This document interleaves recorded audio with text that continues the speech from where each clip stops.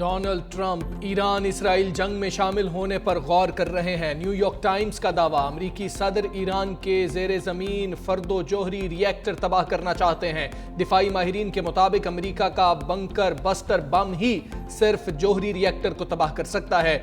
JD-57 صرف امریکی B-2 بمبار سے ہی گرایا جا سکتا ہے۔ اسرائیل کے پاس نہ یہ بم ہے اور نہ ہی B-2 بمبار طیارہ ہے۔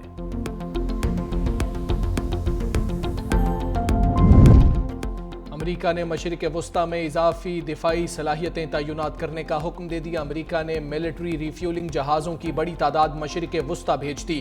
ایک ساتھ پرواز کرنے والے امریکی فضائیہ کے 30 طیاروں کی یورپ کی مختلف ایئر بیسز پر لینڈنگ۔ فلائٹ ریڈار نے تصویر جاری کر دی۔ رات گئے طیارے امریکہ سے روانہ ہوئے، یورپ پہنچ کر الگ الگ ہو گئے۔ امریکی عہدیدار کے مطابق جہازوں کی تعیناتی پہلے سے طے شدہ تھی۔ نمٹس پر 60 جنگی جہاز اور 5000 اہلکار رکھنے کی گنجائش ہے۔ پینٹاگون چیف نے کہا امریکی فوج چوکس اور تیار ہے۔ امریکہ مشرق وسطی میں اپنے اثاثوں کی حفاظت کرے گا۔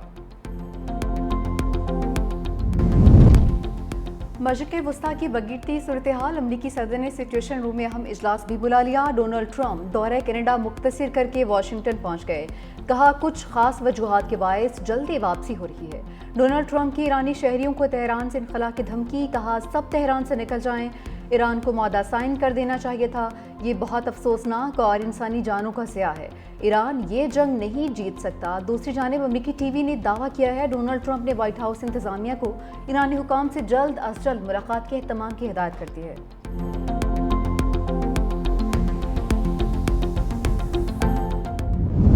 ایرانی میزائلوں نے اسرائیل میں تباہی مچا دی۔ تل ابیب، حیفا، مقبوضہ بیت المقدس میزائلز اور ڈرونز کے دھماکوں سے گونج اٹھے۔ 100 سے زائد سپرسونک میزائلز نے اپنے اہداف کو چن چن کر نشانہ بنایا۔ مزید 11 اسرائیلی ہلاک اور 180 زخمی ہو گئے۔ اسرائیلی میڈیا کے مطابق ایرانی حملے سے حیفا میں پاور سٹیشن تباہ ہو گیا۔ خطرے کے پیش نظر تمام ریفائنریز بند کر دی گئیں۔ 3 ملازم ہلاک ہو گئے۔ اسرائیل کا ایک اور F-35 جنگی طیارہ بھی مار گرانے کا دعویٰ۔ ایرانی فوج کا کہنا ہے طیارہ تبریز میں مار گرایا۔ پاسداران انقلاب کی اسرائیلی شہریوں کو تل ابیب چھوڑنے کی وارننگ۔ 2 اسرائیلی چینلز نے بھی اپنے دفاتر خالی کر دیے۔ جمعے سے اب تک ایرانی حملوں میں 25 ہلاک اور 600 سے زائد زخمی ہو چکے۔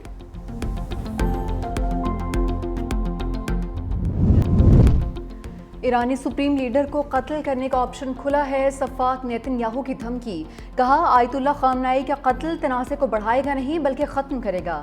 ایرانی نیوکلیئر سائنسدانوں کو مار کر ہٹلر کی ٹیم تباہ کی ہے۔ اسرائیلی حملے تنازع بڑھائیں گے نہیں، کم کریں گے۔ ہم صرف اپنے نہیں بلکہ امریکہ کے بھی دشمن سے لڑ رہے ہیں۔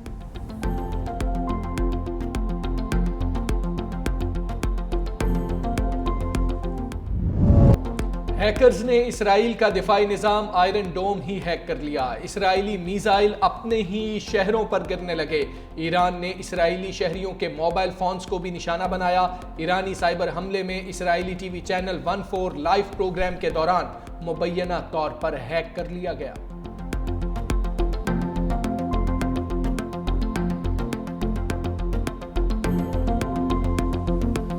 بھارت سمیت G7 ممالک کا دوغلا معیار، صفاق اسرائیل کی حمایت کر دی۔ اعلامیے میں کہا صہیونی حکومت کو اپنے دفاع کا حق حاصل ہے، ایران کبھی جوہری ہتھیار نہیں رکھ سکتا۔ دونوں ممالک میں کشیدگی میں کمی کی ضرورت ہے۔ توانائی منڈی کا استحکام بھی یقینی بنانے پر زور۔ میڈیا رپورٹس کے مطابق صدر ٹرمپ کا مشترکہ اعلامیے کے مسودے پر دستخط کرنے سے انکار۔ برطانیہ کا ایران پر حملوں سے لا تعلقی کا اظہار۔ برطانوی وزیر خارجہ ڈیوڈ لیمی کہتے ہیں ایرانی سرزمین پر کسی قسم کی عسکری کارروائی میں شریک نہیں ہوں گے۔ اسرائیل نے یہ تمام کارروائیاں یک طرفہ طور پر کی ہیں۔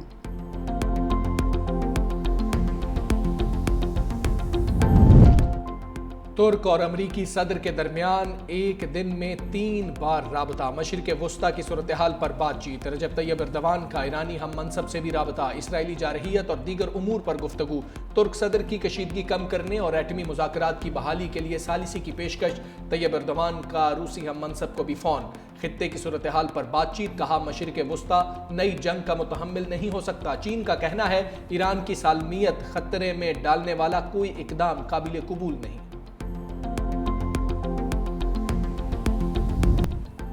IAEA بورڈ آف گورنرز کے 11 اراکین کی ایران کے جوہری تنصیبات پر اسرائیلی حملے کی مذمت۔ اسرائیل کے ایرانی جوہری تنصیبات کے خلاف متفقہ مذمتی قرارداد پیش نہ کی جا سکی۔ IAEA کا ایمرجنسی اجلاس روس کی درخواست پر طلب کیا گیا تھا۔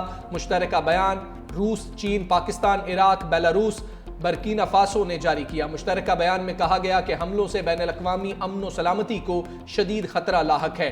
جوہری عدم پھیلاؤ کے معاہدے NPT پر اعتماد کو بھی نقصان پہنچا۔ ایران پر اسرائیل کے حالیہ حملوں کی شدید مذمت کرتے ہیں۔ مسلم ممالک نے مشترکہ اعلامیہ جاری کر دیا۔ ترجمان دفتر خارجہ شفقت علی خان کے مطابق اعلامیے میں کہا گیا کہ ہر اس اقدام کی مخالفت کرتے ہیں جو بین الاقوامی قوانین اور اقوام متحدہ کے چارٹر کی خلاف ورزی ہے۔ اسرائیل کی ایران کے خلاف جارحیت کو فوری طور پر روکنے کی اشد ضرورت ہے۔ اسرائیل کی ایران کے خلاف جارحیت مشرق وسطیٰ میں بڑھتی کشیدگی کے دوران ہو رہی ہے۔ پاکستان، سعودی عرب، قطر، کویت، مصر، اردن، الجزائر اور بحرین نے مشترکہ اعلامیے کی توثیق کی۔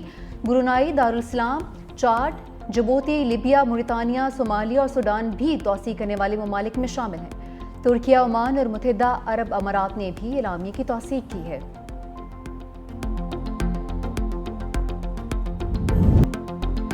فیلڈ مارشل عاصم منیر کا دورہ امریکہ۔ واشنگٹن میں اوورسیز پاکستانیوں سے ملاقات۔ اوورسیز پاکستانی کمیونٹی نے آرمی چیف کا پرجوش اور والہانہ استقبال کیا۔ اوورسیز پاکستانیوں کی آپریشن بنیان و مرصوص میں مسلح افواج کی کارکردگی کی تعریف۔ کہا کہ مارکے حق میں مسلح افواج نے بے مثال بہادری اور پیشہ ورانہ مہارت کا مظاہرہ کیا۔ آرمی چیف نے پاکستان کا بہتر تشخص اجاگر کرنے پر اوورسیز کمیونٹی کو سراہا۔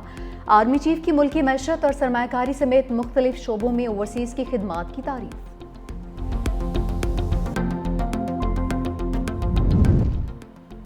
وزیر اعظم کی 2028 تک ریکوڈیک کو ریلوے لائن نیٹ ورک سے منسلک کرنے کی ہدایت۔ وزیر اعظم شہباز شریف کی زیر صدارت پاکستان ریلویز کی اپ گریڈیشن سے متعلق اعلیٰ سطحی اجلاس۔ کہا پاکستان ریلویز ملکی معیشت اور مواصلات میں ریڑھ کی ہڈی کی حیثیت رکھتی ہے۔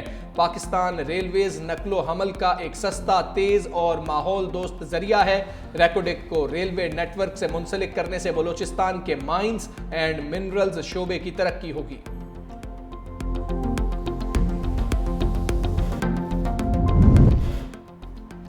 سپریم کورٹ میں مخصوص سیٹوں کے فیصلے کے خلاف نظر ثانی درخواستوں پر سماعت۔ فیصل صدیقی نے دلائل دیتے ہوئے کہا جو فاطمہ جناح مانگ رہی تھیں وہی ہم مانگ رہے ہیں۔ پشاور ہائی کورٹ کے پاس تحریک انصاف کو انصاف دینے کا آپشن ہی نہیں تھا۔ سپریم کورٹ کے پاس ریلیف دینے کا مکمل اختیار ہے۔ جسٹس امین الدین خان نے کہا آپ کہتے ہیں الیکشن کمیشن غلط ہے، ہائی کورٹ غلط، تو اپنا بھی بتائیں، آپ نے غلطی مانی ہے تو پھر سامنا کریں۔ آپ چاہتے ہیں کہ سارے واقعات کو نظر انداز کر کے آپ کو ریلیف دیا جائے۔ جسٹس محمد علی مظہر نے کہا کہ غلطیاں کئی بار یہاں ہماری جانب سے ہی ہوتی ہیں۔ ماضی میں 3-2 یا 4-3 کی کنفیوژن نہ پھیلائی جاتی تو الیکشن بھی وقت پر ہوتے۔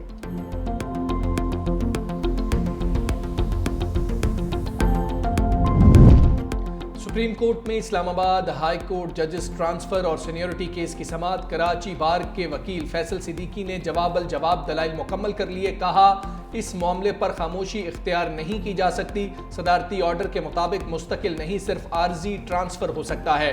ٹرانسفر پر جج کو نیا حلف لینا پڑے گا۔ جج حلف لینے پر جونیئر جج ہو جائے گا۔ تبادلہ عارضی ہوتا ہے، اس لیے حلف لینے سے سابقہ سروس پر کوئی فرق نہیں پڑے گا۔ سینیورٹی چیف جسٹس اسلام آباد ہائی کورٹ نے فکس کی، جس سے ججز متاثرہ ہیں۔ تقرری کا طریقہ کار ہے، جب تک سمری پر دستخط نہیں ہوتے تقرری نہیں ہوتی۔ ججز سینیورٹی اور ٹرانسفر سے متعلق کیس کی سماعت کل تک ملتوی۔ پاکستان امریکہ کے ساتھ شراکت داری کی وسعت دینے کا خواہاں ہے۔ وزیر خزانہ محمد اورنگزیب کا تقریب سے خطاب۔ کہا دونوں ملکوں کے درمیان مختلف شعبوں میں تعاون کو مزید فروغ دیں گے۔ برآمدات بڑھانے کے لیے صنعتوں کی بہتری کے لیے کام کر رہے ہیں۔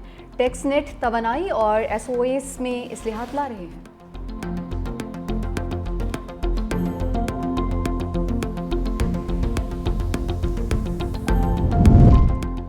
پنجاب نے تاریخی بجٹ پیش کیا۔ تعلیم، صحت اور زراعت پر توجہ دی گئی۔ سینئر وزیر پنجاب مریم اورنگزیب کی پوسٹ بجٹ پریس کانفرنس۔ کہا صوبے کا ترقیاتی بجٹ کل بجٹ کا 23% ہے۔ صوبے میں 12,000 کلومیٹر کی سڑکیں مکمل ہو چکی۔ 1100 بسیں لاہور ٹرانسپورٹ میں شامل کی جائیں گی۔ وزیر اعلیٰ پنجاب نے پہلی مرتبہ بتایا عوام کا پیسہ کہاں کہاں لگا۔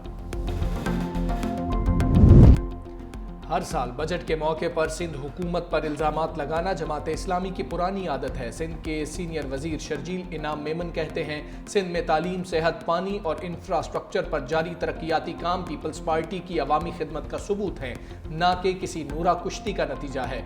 जमात इस्लामी इल्ज़ामात के बजाय मुस्बत सोच अपनाए और सिंध के अवाम के लिए तामीरी सियासत करे।